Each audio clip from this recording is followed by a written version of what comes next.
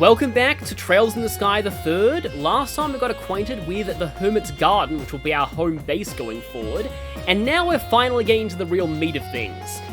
Before we head out into the dungeon, I thought I'd talk about our current party, Kevin Graham and Reese Argent, as well as the augments setups that I'm going to be using, as well as equipment. So, Kevin is primarily a magic user, geared a little bit more towards support than offense, but he can do offense quite well. His physical attack is not bad though, and his defense is quite high for a caster, which makes him fairly versatile, but he will mainly be focused on arts casting. His augment is set up pretty well for that. A general trend with the Trails games is the longer an individual line on the augment a character has, the better they are at arts casting.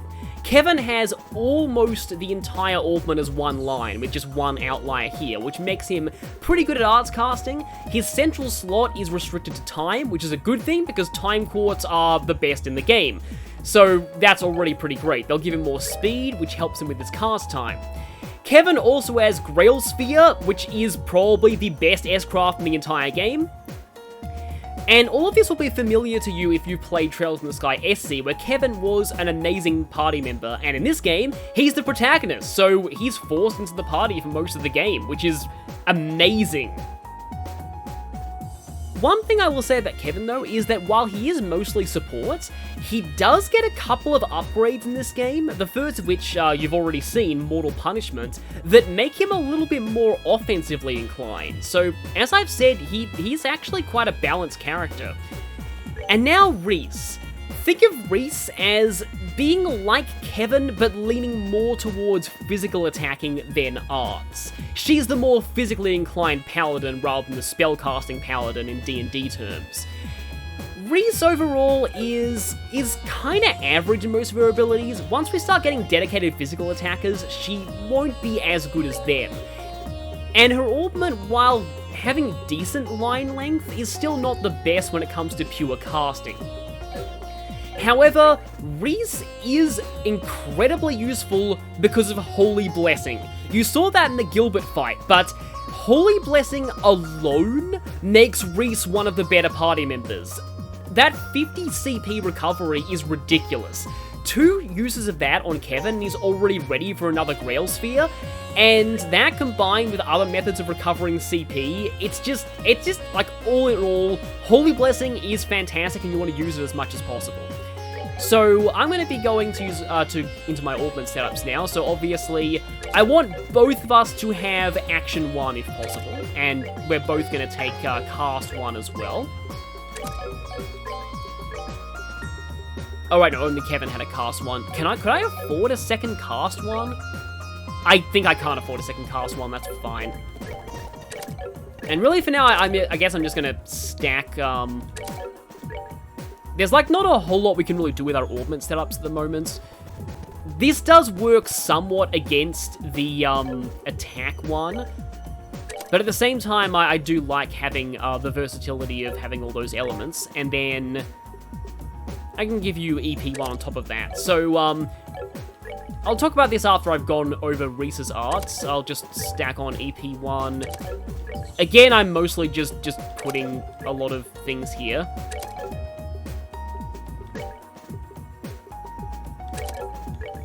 Move 1 is a lot better for physical attackers than it is for arts casters. Okay, so with this combination, I can get Dark Matter, which is incredibly overpriced for this stage of the game, but it might be useful a little bit later on, I'll just say.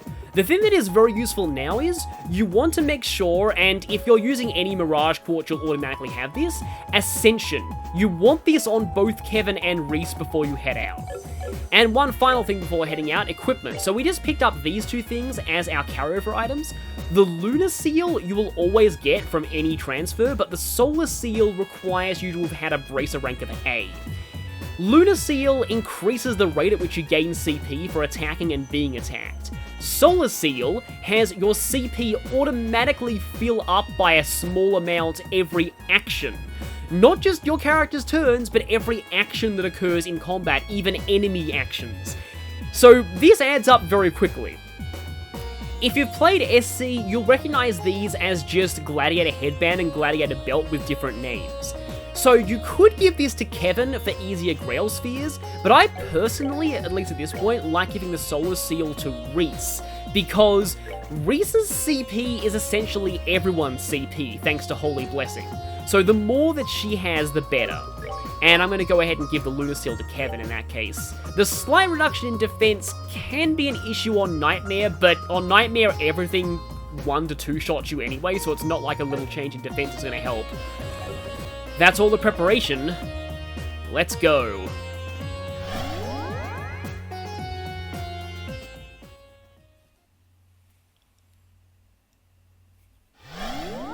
Also prepare for some amazing music. Check this out. It looks like that really was an entrance of sorts.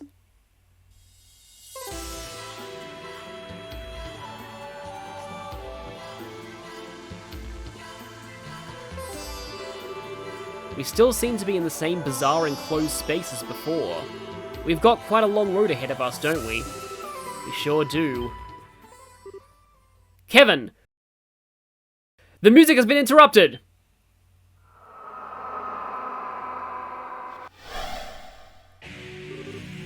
Monsters? How did they disappear out of nowhere? You interrupted the amazing music! You must die! So now that we're hearing this again, can I just say, does anyone else think this song sounds like Welcome to the Jungle? Because I really think it sounds like Welcome to the Jungle. But we have Bone Warriors, Bone Archers, and another Bone Warrior. So look at these elements carefully. You might notice something here if you played FC and SC that was not in those games. These things have 160% vulnerability to Mirage. So if we were to cast Ascension on them, and both Kevin and Reese have access to this right now. Yeah, this part doesn't sound like Welcome to the Jungle, but the rest definitely does.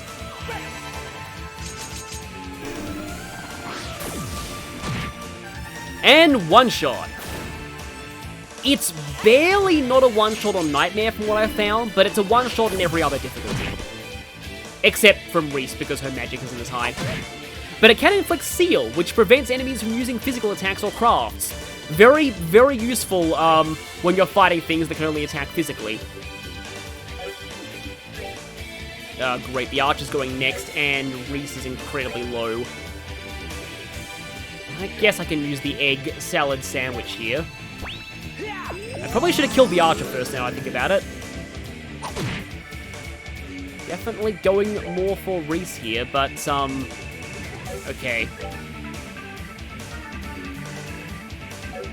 Yeah, the problem with Reese is that she can't use Holy Blessing on herself, so, I'll just take this guy out. Okay, please tell me that I can get Ascension in. No, I can't. I can't even get Tyrion before your next turn, really? Okay, I just don't want to lose all that CP, so I'm going to use a healing item on you.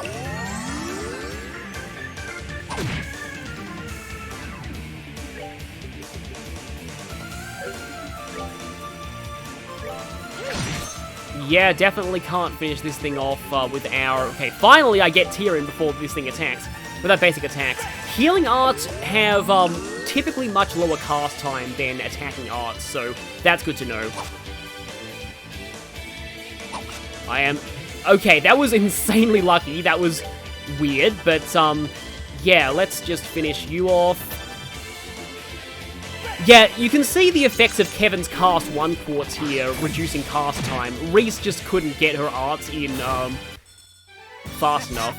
Not bad. And Kevin's back to his original happy-go-lucky line deliveries.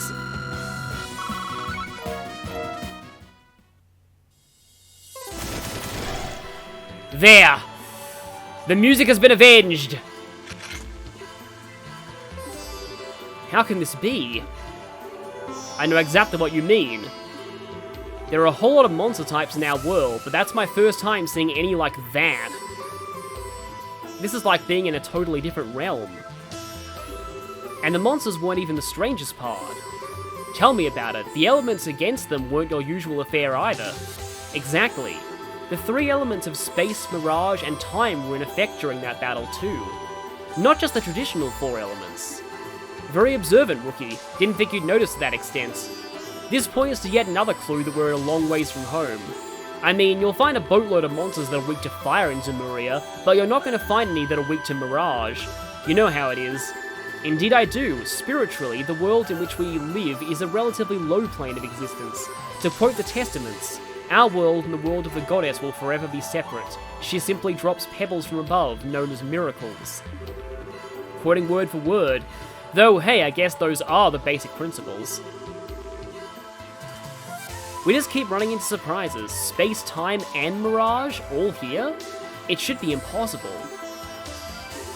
What about those monsters themselves? Honestly, they were less monsters and more fiends. Creatures that shouldn't even be allowed to exist in our world, and yet they somehow do without any problems here. And I doubt that those are the only ones. Yeah, undead aren't exactly a thing in terms of Trail's lore, so them existing in a place like this is very abnormal. Are we going to be alright in here? Hopefully. They were tough, but not so tough we couldn't handle them if we're together.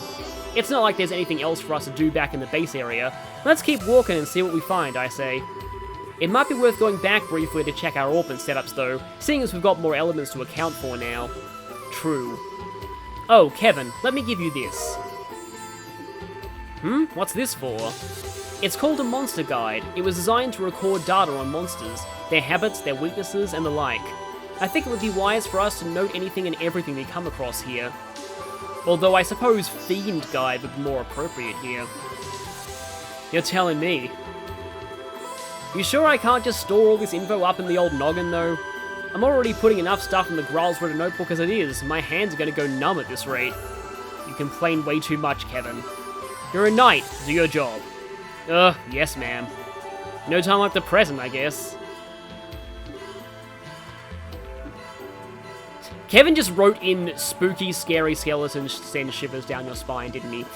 But yes, we have access to the Monster Notebook now, and if we check, I think we should have this. Okay, so yes. Pressing the confirm button on the monster windows here will let you see their item drops. In Sky, FC, and SC, enemies only ever dropped one type of item. That is no longer the case. And it's important to note that because some enemies have some very unique drops in this game. I'll be going over those once we see them though. Don't worry too much about them at this point. But you might need to a bit later on. Oh great, we have a Vanish turn coming up. That's actually kind of bad. Also, sadly that Welcome to the Jungle song is not like the main theme, the main battle theme of this game.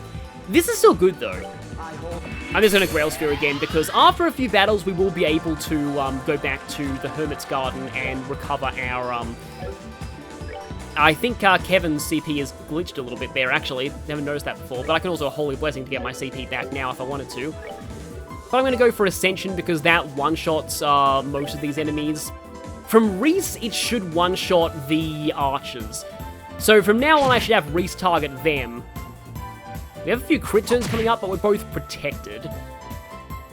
Normally I'd S-break on a crit turn, however Reese doesn't have an S-craft right now. And Kevin's S-craft doesn't do damage.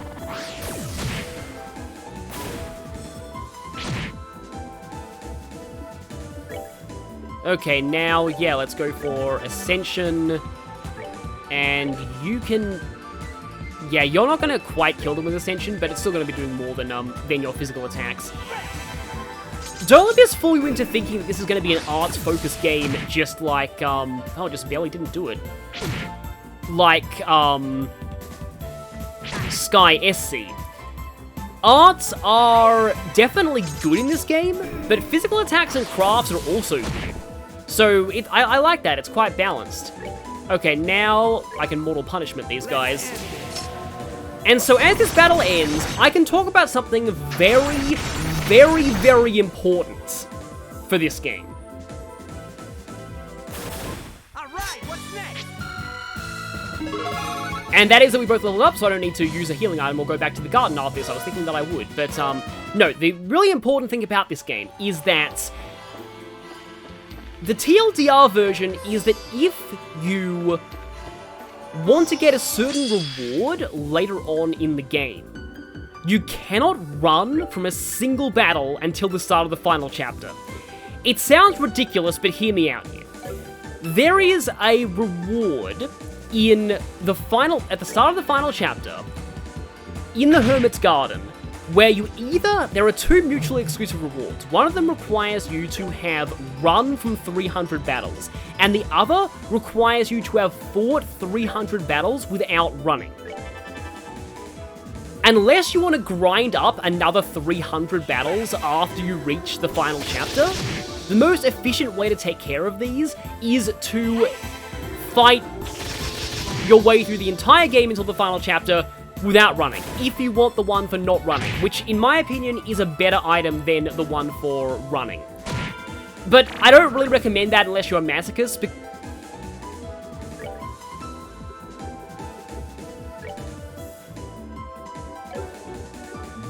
It's kind of brutal, especially if, in fact, I really do not recommend doing this on Nightmare at all. Just don't try, it's an exercise in frustration. But if you're on a lower difficulty, then you can go for it if you want. I'll be going for it in this playthrough, but from my Nightmare playthrough that I prepared earlier, I will be showing the other one. You also get an achievement for either of these, and this does mean that you can't get every achievement in a single playthrough, which is why I recommend doing a Nightmare playthrough separately from your first one. I'm here because they ran out of jokes.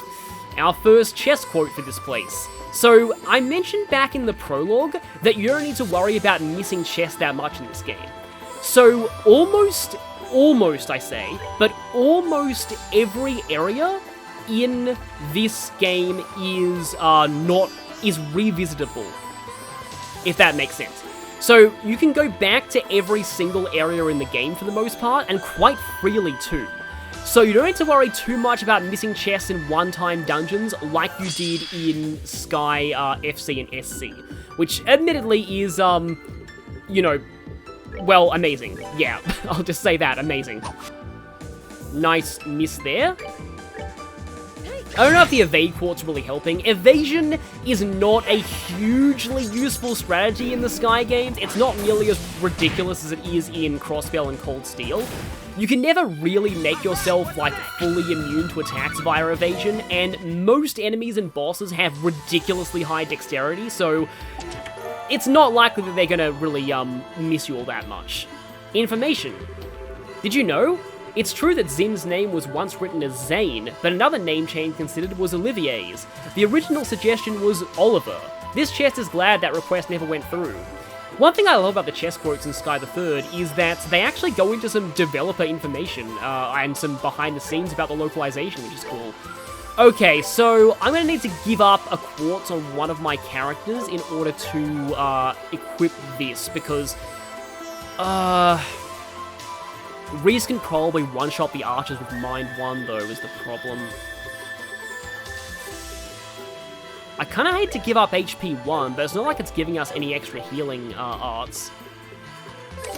So, this is like suboptimal typically, but I do personally like to have the information quartz on somebody in my party at all times, for the sake of a playthrough so that I can actually show the enemy's full descriptions. If you have the information quartz, you also unlock their full affinities and weaknesses, including status immunities, in the monster book without having to fight them. I think you have to fight them like a whole lot in order to get that information normally. Aha! And by attacking an enemy on the field from behind, we get a preemptive strike. Do I have any area attacks? Nah, not really. That's kind of a shame. I do have Chain 3, but I can't catch you both in the area with only 2 party members. I'll go more into chain crafts a bit later on. Suppose I should target one of these guys, because they're harder for Reese to take out. Don't expect Deathblow turns to really help you that much later in the game, when a lot of enemies start becoming immune to instant death. It will not bypass instant death immunity. But it is useful where you can take it early on in the game. A little ironic that these skeleton enemies are not immune to instant death, but that's how it goes. Alright, what's next? It's still kind of nice to hear happy-go-lucky Kevin sometimes. We had a sneak preview of that chest from up there, but we want to be a little careful, otherwise we might run into that archer. Nope, he saw us. Later on, we'll be getting some abilities and quartz that let us be a little bit more stealthy with the encounters, which is very useful when you aren't allowed to run from any of them. If you're worried about getting over-leveled when it comes to not running from battles, don't be, because this game uses a very rubber band-based experience scaling formula. You will generally not get very far ahead of the level the game expects you to be at. Your experience is significantly reduced if you're higher level than the enemy, but significantly increased if you're lower. 300 mirror. A chest, my kingdom for a chest. Ah, Shakespeare references.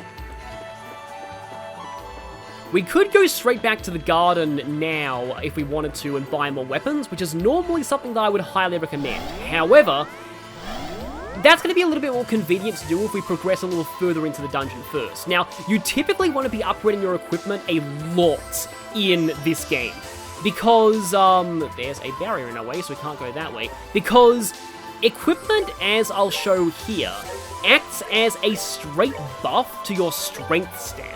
And your strength stat is what all physical and craft damage scales off of. So the better your weapon, the better all of your physical damage is going to be.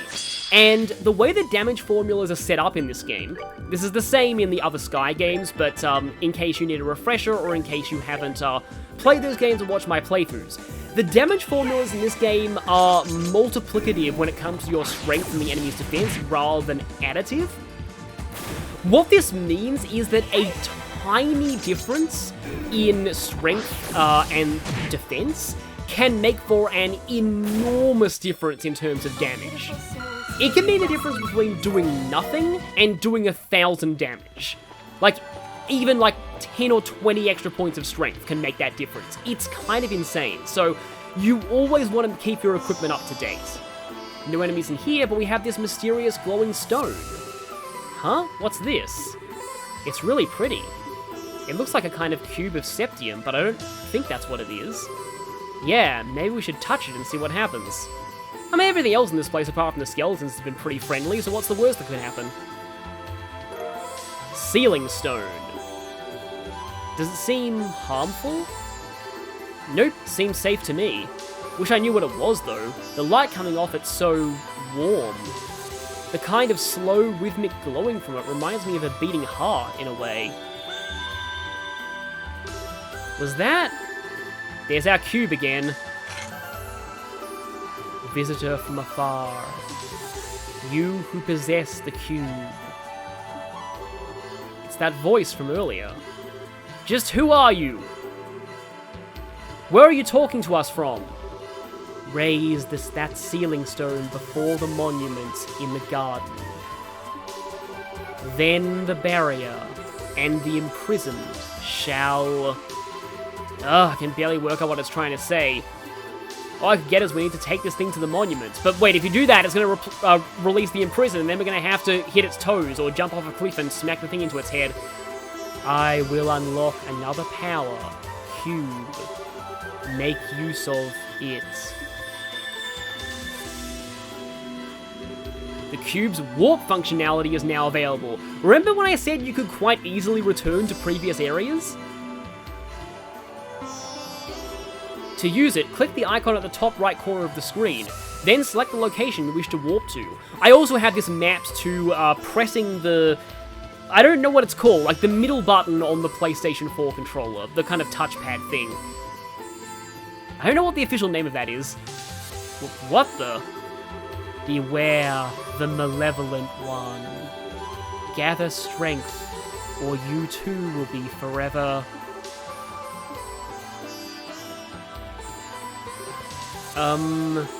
Don't even ask. I feel like I'm in some kind of weird dream that just gets freakier by the minute. I don't sense anything bad coming from the voice at least, more like it's trying to guide us forward. True, it does. You don't think the cube has a will of its own and that it's the thing talking to us, do you? I doubt it. It kept talking about the cube as if it were a separate object. My hunch is that the source of the voice is someone else. And there's that malevolent one it was bringing up too. I could see that being the man in black we saw when we were thrown in here, but it could very easily be someone else. All of this is starting to make my head hurt. Join the club. Well, let's try and take things one step at a time, okay? And on that note, the best place to start is probably giving the cube's new power a shot. You're serious? Serious as can be. There aren't many artifacts that have the power of teleportation, you know. And in the situation we're stuck in, we need to use everything we've got at our disposal. Alright. Be sure you're careful when using it. I will.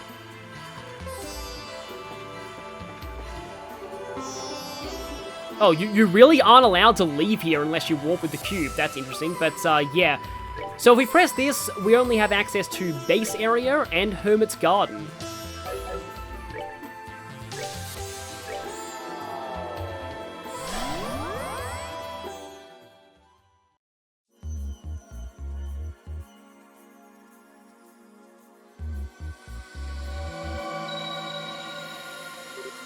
Oh. Alright, that actually worked. Now we've got a quick way to get back here to safety if we run into danger. That does sound useful. I still can't bring myself to put much trust in that cube, however. Oh, I'm not planning to lower my guard around the thing either. I'll keep using it with caution, so don't worry. Anyway, next up's this little guy. That ceiling stone?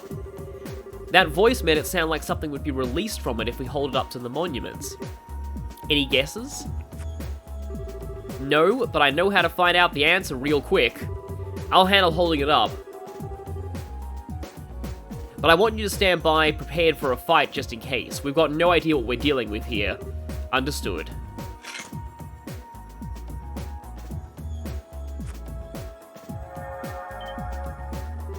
Something's happening. Alright, time for the moment of truth.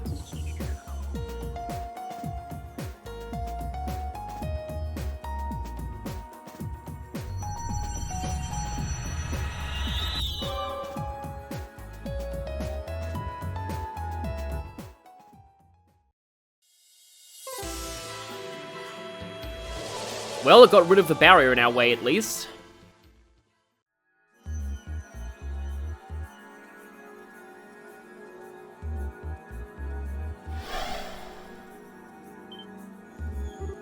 What?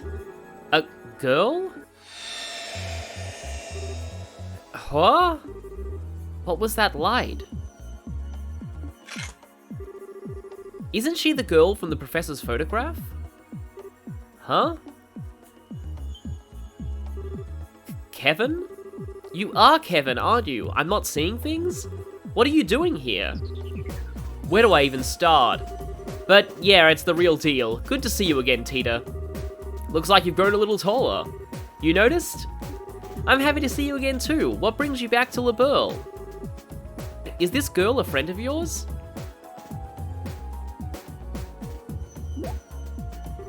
Wait. I was in the house with Dad getting dinner ready because Agate was coming over. Then all of a sudden everything went white and then...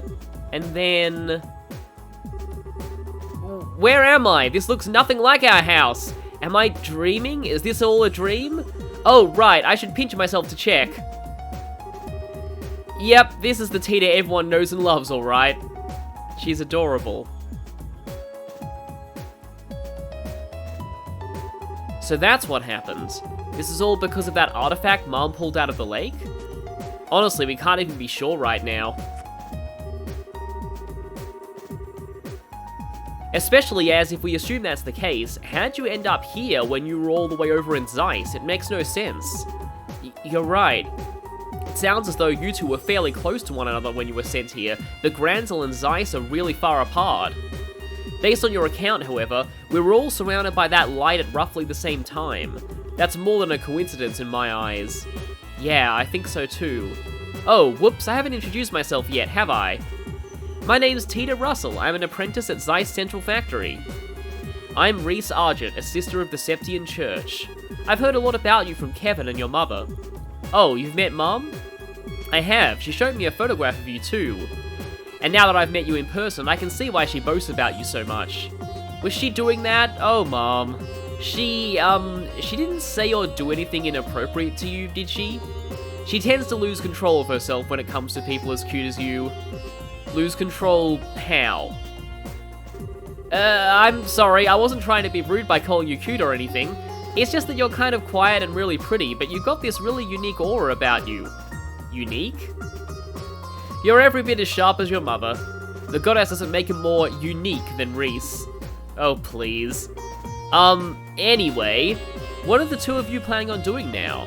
Are you going to keep looking for a way out of here? That's the plan, yeah. Not that we've made much of a dent of progress on that front so far. We'd barely started exploring when we found you. Oh, I see. If you don't mind then, please let me help you look. I won't get in the way, I promise. Getting in the way wouldn't be the issue here. That's a tough one. My gut tells me you're better off staying here, to be honest. You've proven yourself to be made of sturdy stuff, but like I said before, this place is just one big and very dangerous mystery. If that's true, then who's to say I'd be safe staying here on my own? If I'm going to be in danger, I'd rather go with you and at least try to help out. Fair point, I guess. You're every bit as spunky as Estelle too, you know. You can't be serious, Kevin. Trust me, she's a lot tougher than she looks. She went on the Liber arc and came back down in one piece, plus she survived Adios knows how many sketchy fights beforehand. Don't be so quick to judge just because of her age. But still, please, I really want to help. I'll do everything I can to make sure I don't cause you any problems, really. Alright, if you're sure. You mean it? You seem to understand the consequences of your actions and what it means to worry others. And as long as that's the case, I've got no reason to say no. Still, please do be careful. Thank you, I will. Yeah, seriously. If anything were to happen to you on my watch, I'm sure my death at Erica's hands would be a slow and painful one. I swear I won't let that happen. Deal. Alright, let's get back to work. Once Tita's equipment is set up, it's back to exploring we go. Understood. Right.